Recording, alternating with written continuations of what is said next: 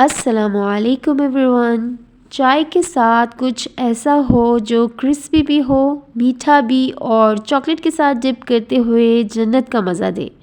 जी, एक ऐसी ही recipe share कर रही हूँ जो बहुत आसान है, मज़ेदार है और दिल जीत लेने वाली है। रेसिपी स्टार्ट करते हैं। बिस्मिल्लाहिर्रहमानिर्रहीम। सबसे पहले हम पाइपिंग बैग को तैयार कर लेते हैं। स्टार नोज़ल को ले लिया है और 2 पाइपिंग बैग को यूज़ करेंगे। इस तरीके से एक के अंदर दूसरे को डाल देंगे और फिर हमने वो जो नोज़ल है उसको भी इसके अंदर डाल देना है। 2 पाइपिंग बैग लेने का यहाँ पर मकसद ये है कि ये फट ना जाए जब हम इसको पाइप करें, इसलिए हमने यहाँ पर 2 ली हैं और इस तरीके से इसको आगे से कट कर लेंगे। और हमारा जो बैग है वो तैयार हो गया है। यहाँ एक ग्लास के अंदर इस तरीके से इसको सेट कर लेते हैं। अब चलते हैं रेसिपी की तरफ और यहाँ पर हमने 1 कप पानी को ले लिया है, 2 टेबलस्पून मक्खन को शामिल किया है। यहाँ पर मक्खन मेल्ट करने की ज़रूरत नहीं है, डायरेक्टली फ्रिज से निकाल के शामिल कर दें। 1 टेबलस्पून शुगर इसके अंदर चीनी को शामिल कर देंगे और 1/4 टीस्पून चुटकी भर नमक शामिल कर देना है।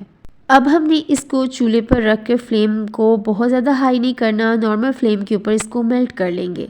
जब ये इसके अंदर मेल्ट हो जाएगा तब हमने इसके अंदर 1 कप मैदे को शामिल करना है और जब मैंने यहाँ पर मैदा शामिल किया तो मैंने फ्लेम ऑफ कर दी है। मैदा शामिल करके इसको आराम से मिक्स कर लेंगे।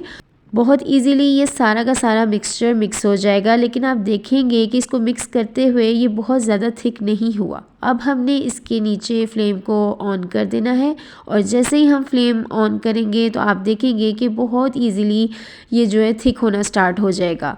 फ्लेम ऑफ करने का मकसद ये था कि इसके अंदर लम्स ना बने, गुठलियाँ ना बने और बहुत इजीली, बहुत स्मूथली, बगैर किसी मेहनत के ये बैटर मिक्स हो जाए, बिल्कुल लम्प फ्री हो। और आप देखेंगे कि जैसे ही हमने फ्लेम ऑन की है तो ये थिक होना स्टार्ट हो जाएगा, एक डो की फॉर्म में आना शुरू हो जाएगा।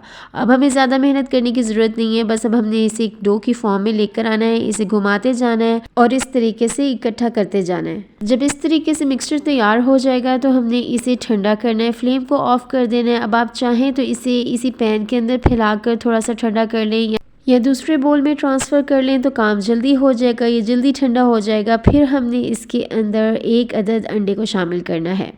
अब डिपेंड करता है कि अगर तो आपने छोटे साइज़ का अंडा लिया है फिर आपको 1.5 अंडा शामिल करना पड़ सकता है, और अगर बड़े साइज़ का अंडा है तो 1 अंडा ही इसमें इनफ होगा। बहुत आसानी के साथ यहाँ स्पैचुला की मदद से ही हम इसको मिक्स करते जाएंगे और एक स्टिकी सा मिक्सचर हमारा तैयार हो जाएगा। और अगर आप बहुत ज़्यादा क्वांटिटी में चोरोस तैयार कर रहे हैं फिर आप इलेक्ट्रिक बीटर को यूज़ कर सकते हैं, उसी के साथ आप इसको मिक्स कर लें तो आपका ये मिक्सचर बहुत आसानी के साथ तैयार हो जाएगा। अदरवाइज़ इतनी क्वांटिटी के लिए आप बहुत आसानी के साथ हाथ से, स्पैचुला से इसी तरीके से इसको मिक्स करते जाएं। और यहाँ पर देखिए इस तरीके से जब स्टिकी सा मिक्सचर तैयार होगा तो इसका मतलब है कि अब ये रेडी है। अब हम इसे फ़ौरन ही पाइपिंग बैग में फिल कर देंगे। इसे मज़ीद ठंडा करने की बिल्कुल भी ज़रूरत नहीं है। जो पाइपिंग बैग हमने तैयार करके रखा था उसको पूरे तरीके से हमने इससे फिल कर देना है।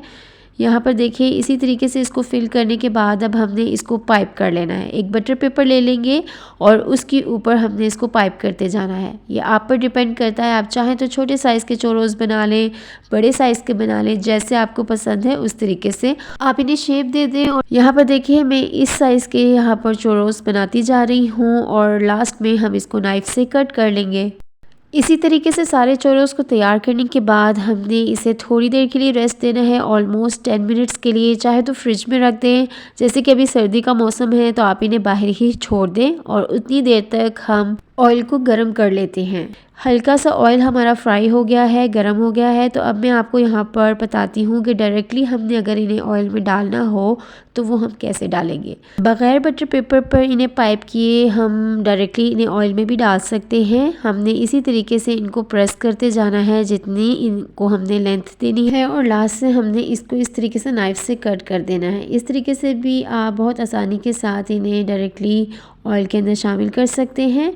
और यहाँ पर देखिए अब इनके ऊपर कोट करने के लिए हम यहाँ पर कैस्टर शुगर ले ली है 1/2 कप और 1/2 टीस्पून सिनेमन पाउडर को शामिल करके इसे मिक्स कर लिया है।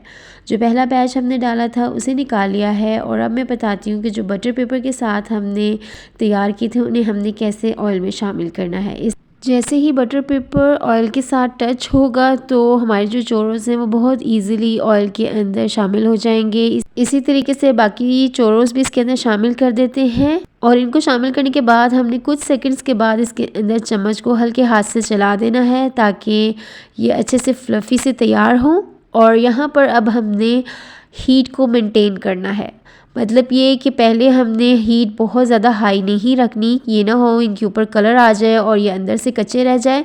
और इस वजह से हमने फ्लेम को लो कर देना है ताकि थोड़े से अंदर से कुक हो जाएं और उसके बाद हमने फ्लेम हाई कर देनी है और कंटिन्यूसली हमने चम्मच को चलाते रहना है ताकि इनकी हर साइड से इक्वल कलर आ सके। बहुत ज़्यादा डार्क नहीं करना क्योंकि फ्राई करने के बाद भी ये डार्क हो जाता है थोड़ा सा कलर इनका, इसलिए थोड़ा सा लाइट गोल्डन सा कलर आएगा तो हम इन्हें निकाल लेंगे और डायरेक्टली हमने कैस्टर शुगर जो तैयार करके रखी थी उसमें शामिल करके कोट कर देंगे, क्योंकि फ़ौरन ऑयल से निकालने के बाद जब आप चीनी में शामिल करेंगे तो चीनी बहुत अच्छे से इनके ऊपर स्टिक हो जाएगी।